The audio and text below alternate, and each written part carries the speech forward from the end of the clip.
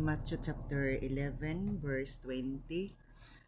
Matthew 11 verse 20 may tungod kini sa hukom ni Lord sa mga unbelievers nga ipakitaan niya milagro apan wala gyapon naghinulsol. Ug sunod ani nga story is about ang prayer ni Jesus sa pagpasalamat. Okay, in verse 20 yun nga gisaway pag-ayo ni Jesus ang mga lungsod diin niya himua ang kadaghanan sa iyang mga milagro kay ang mga tao didto wala man maghinulsol sa ilang mga sala. So gusto di ay ni Lord nga sa diha nga makadawat ang taog milagro maghinulsol og mga lagad kay gipakitaan sa milagro sa Ginoo aron para makapangalagad mo sunod sa Ginoo dili kay mo balik lang gihapon sa iyang karaan nga gawi nga na. So kung murabag kung naulian na maglikay na ka sa makapatrigger sa imong lawas dili gibalikan nimo tong imong nakapatrigger sa imong lawas kanong na nagdaot ka.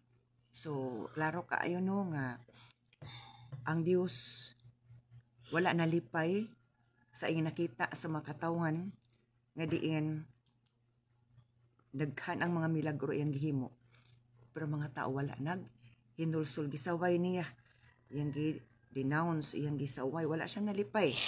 Balik ko na kung basaon niya gisaway pag-ayo ni Jesus ang mga lungsod diin niya himua ang mga kadaghanan sa mga milagro kay ang mga tao didto wala man maghinulsol sa ilang mga sala. Mga lungsod pagid pating daghana lungsod pagyud dako nga area pero wala gyud hinulsol ang mga tao kay para kanila ang Ginoo murag hospital human maulian dili na dayon mo balik bahala na o ana na pud mo moduo sa Ginoo kung magsakit na o ana so dili jud siya ayo mo nang naay mga katalagman mahitabo kay ang Dios nasuko mo din ng verse 21 kanal wala man nalipay si Lord.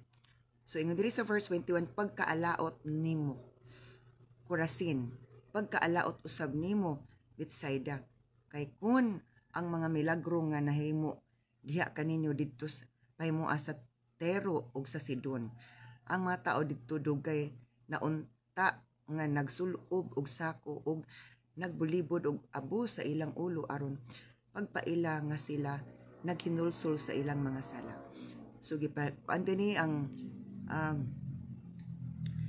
lugar sa Tyra ug sa Sidon atud pa alaot Corazinan Bethsaida kay kung kana pa kuno nga milagro gibuhat sa Ginoo dito sa Sidon ug naghinulsol na kuno sila kay nga na sila ka bulahan gitagaan ni Lord og chance nga imagine maulian ta sa balatian pinaagi sa gahom sa Ginoo dako kay nang pabor ikan sa Ginoo apan murag nidawat lang ka nga sa kaayuhan nga libre o murabag niya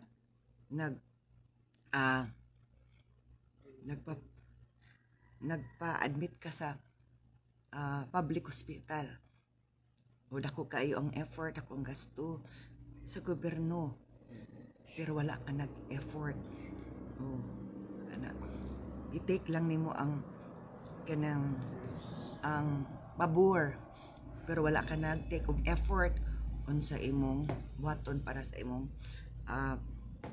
kaayuhan. So alaot so daghan mga nangakadawat og milagro pero ang ilang ending alaot nganuman wala nalipay si Lord kay wala sila hinulsol ni balik lang gyapon sila sa ilang mga karaan nga mga binuhatan karaan nga mga taras.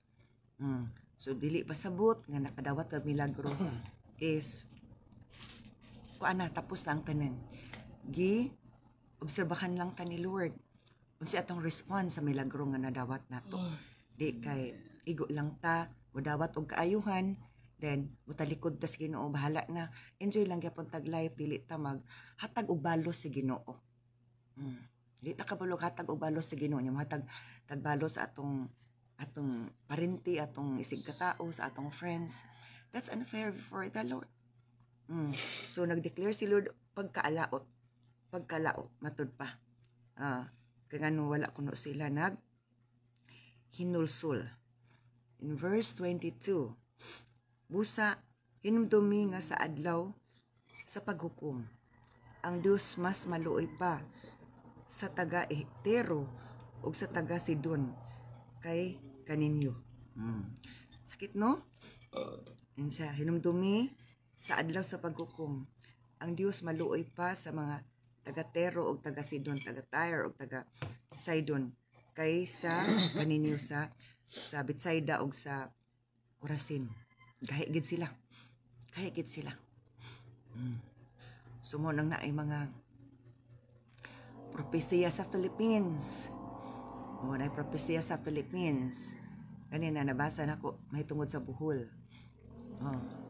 Sobra na kaita ka kuan atat sa atong mga Dios apan ang buhi nga Dios wala na to tagaig pagtagad, wala na to pag alagari. Dili ang Dios mo dawat og himaya nga naa siya kabahin. Sama nga kung ikaw tarong dili ka gusto nga naa kay lain nga karelasyon. Gusto ni Lord siya lang atong Dios ug hari ug Ginoo sa tibok natong kinabuhi. So nagdeclare na si Lord alaot. Ngano man gusto ang Lord maghinulsul. Magpakita ta og aksyon na ginulsul ta.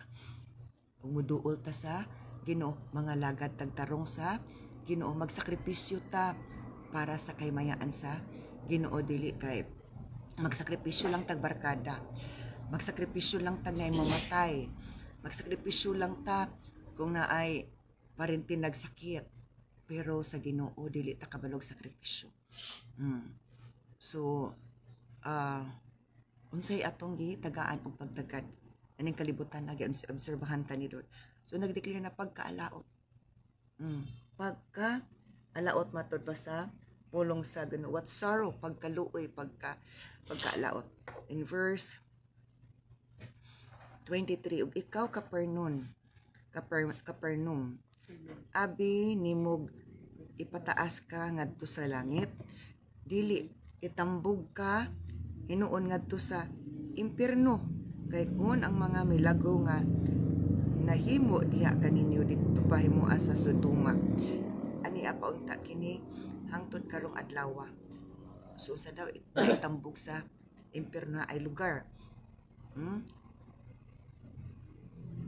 Itambog dili. Verse 23, balik ko na ko, ikaw Capernaum, abi nimo ipataas ka ngadto sa langit, dili itambog kay noon ngadto sa impierno. So gihukman na ni Lord. Judgment for the unbelievers. Mga tao nga dili motuo sa pagpangalagad sa Ginoo, dili motuo sa pulong sa Ginoo. Apan pulong og tao, pulong sa barkada, pulong sa uyab, dali ra kay motuo, dali ra jud kaayo makilig.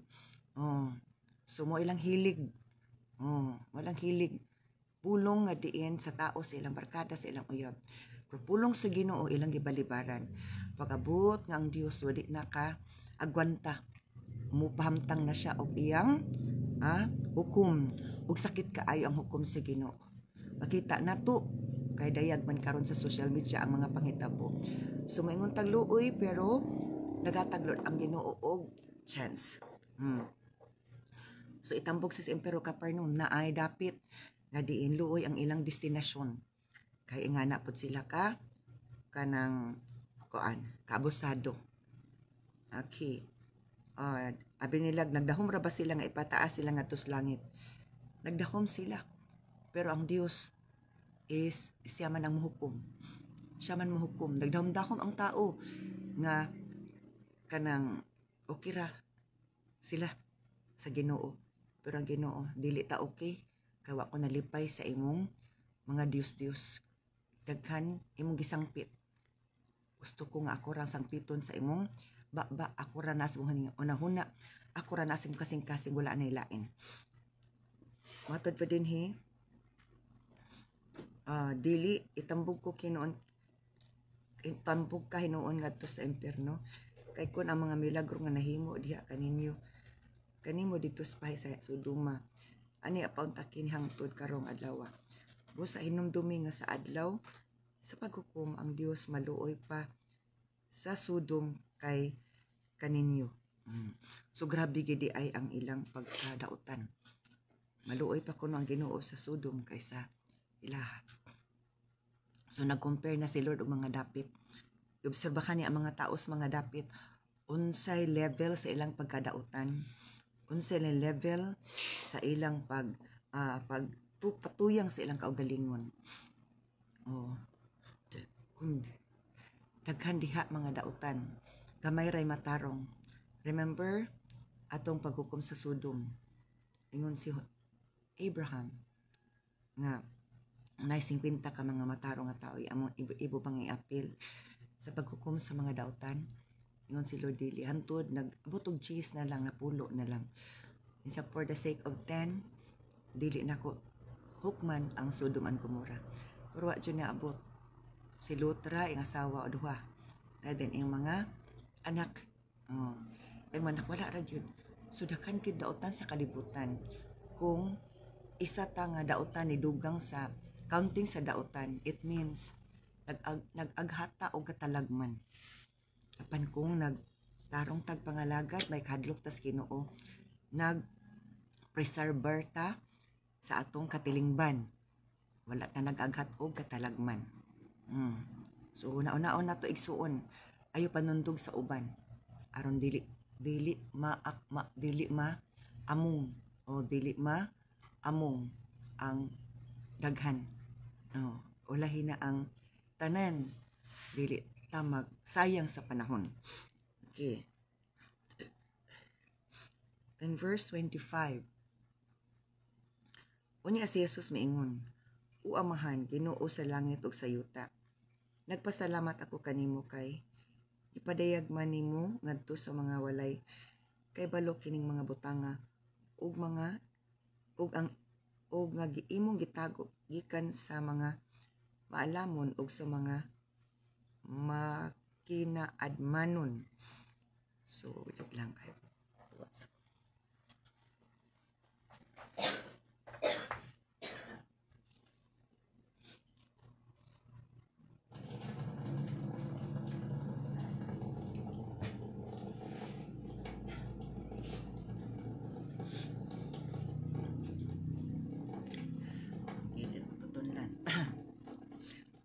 Ginawa pero kamot kay commitment nato ni sa Ginoo.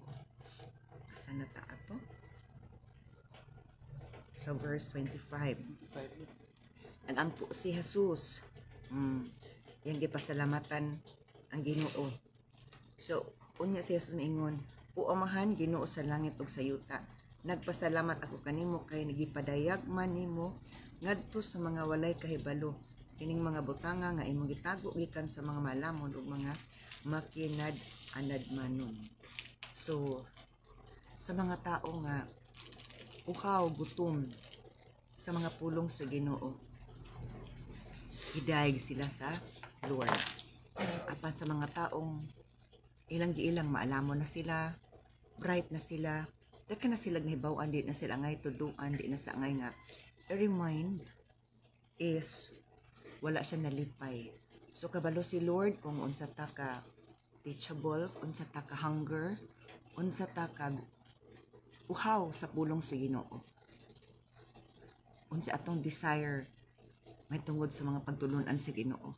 Napabatay kasibot o di na lang kita manginlabot. Kay murag okay pa man ang dagan sa kong kinabuhi, di na to matagdan ang mga panghitabo sa kalibutan. So ang Dios is wala hilom, nagatanaw siya, padayon siya obserba nato unsay atong priority diri sa kalibutan, panahon sa panimbahon. Siya ba atong priority? Nagkuan ba ta, nag-effort ba ta para sa iyang kahimayaan? Naabat kay kauhaw, kasibot, or ato na lang kanang routinary Oh, pero wala tay sudod nga naghandom. Wala naghandom atong sudod. So, gi-appreciate niya sa verse 25 ang mga tao nga diin walay kaalam, walay kahibalo apan nagpatudlo na minaw. Ingana. In verse 26, oo amahan, natuman kini kay maumay imong gusto og pagbuot. Ano kunong hitabo to? In verse 26, yes, Father, it please you to do it this way.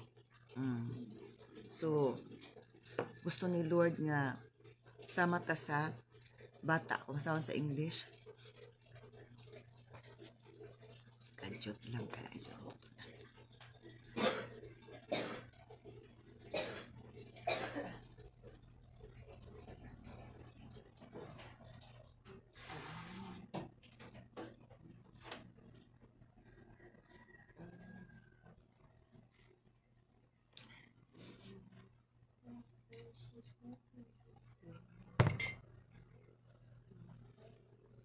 Say, O Father, Lord of heaven, and earth, thank you for hiding these things from those who think themselves wise and clever, for revealing them to the childlike. Gusto din ni Lord nga pariha taog bata nga diin anda magpatudlo, anda mamati, anda modawat. Oh, ingana. And then in verse 27, my Father has entrusted everything to me. Ang akong amahan, gitugyan ang tanan kanako. No one truly knows the Son except the Father, and no one truly knows the Father except the Son, and those to whom the Son chooses to reveal. Ipadayag ni Lord nga walay nasayod sa amahan, walay nasayod sa anak, gawas sa amahan. Ug walay nasayod sa amahan, gawas sa anak. O gatong hatag gitugyan nga to sa matod pa anak, iya kining gipadayag. So ipadayag ni Lord ang mga kamatuoran atong tugyan sa amahan nga to sa anak. So gulahan ta kung kita is na ay kasibot nga maduol sa Ginoo. Sa ingon Lord, duol ka mo tanang kapuyan o budlayan. Patud pa in verse 28, and Jesus said, come to me all of you who are weary and heavily laden. I-challenge si Lord katong gikapuyan na gibugatan, muduol daw sa iyaha. Muduol sa iyaha kay I will give you rest. Papahulayon ko kamo. Kabalo siya nga ang kaaway nagpabugat sa atong kasing-kasig ko nauna, nagpabugat nato sa atong problema, apan willing si Lord mutabang para ang kabugaton, ang mga problema is iyang pagaanon, iyang wag tangon. So nga na si Lord ka-loving ka nato, nagtagad nato. So andam siya mutabang kung muduol lang ta niya sa ato pa mag-effort ta, mutikang ta. O mutikang ta, kay kung dili ta mutikang wala gyapoy daw. So ingana dili enough nga mutinguha lang ta nga wala tay action. Ngana kay nga naman ansya, papahulayon ko kamo, isulot ang akong yugo og tuguti ako nga magtudlo kaninyo, and learn from me. Pagkat-on kanako, matod pa in other version, and learn from me because I am humble and gentle at heart. Kay ako mapabsan nun ug maayo ang akong kasing-kasing. Matod pa, and you will find rest for your souls.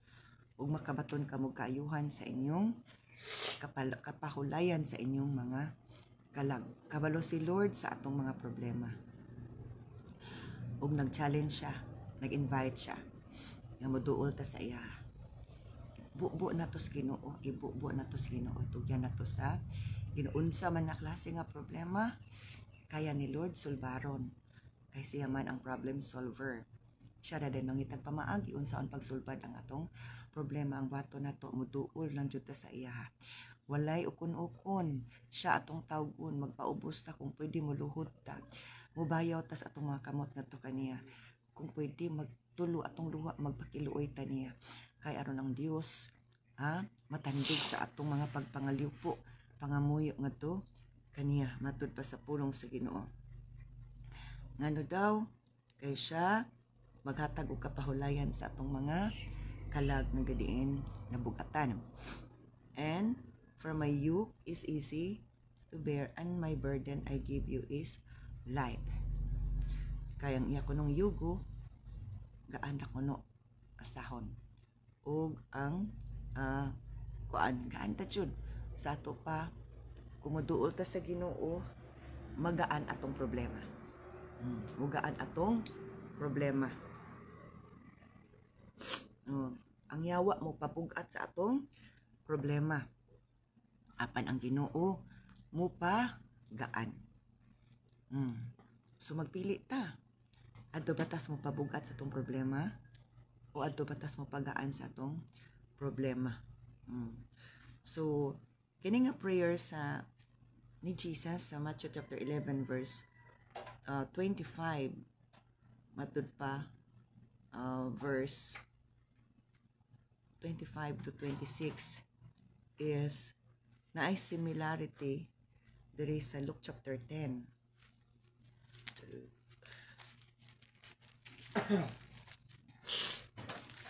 Luke chapter 10, pero tan-aw na to unsay similarity ug unsay differences.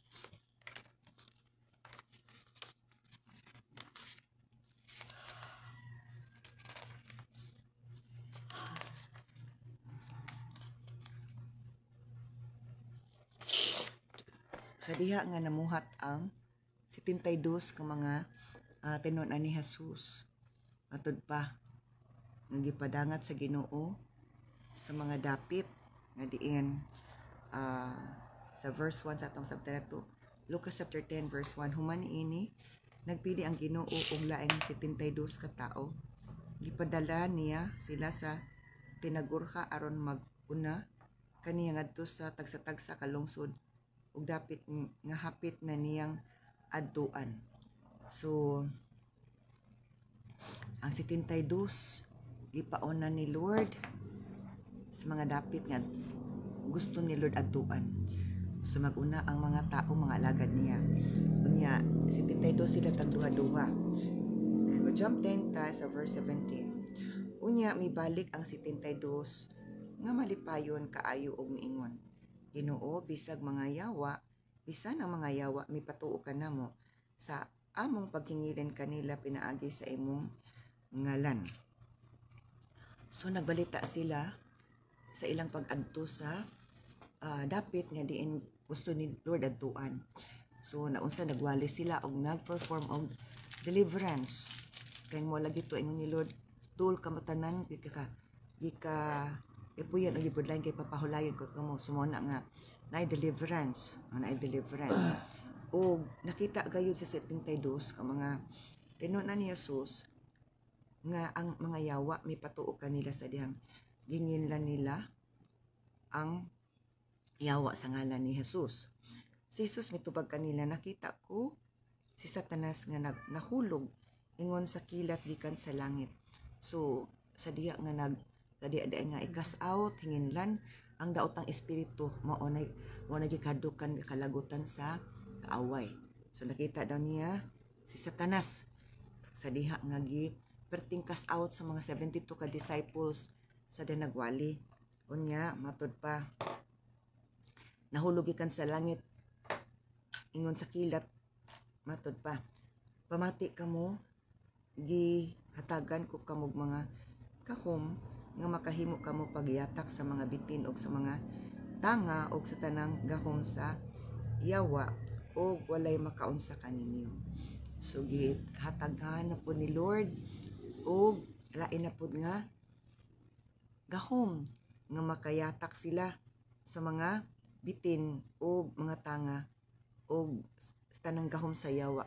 Muna nindot no, ang Ginoo naghatag nato og gahom para makasukol ta sa atong kaaway.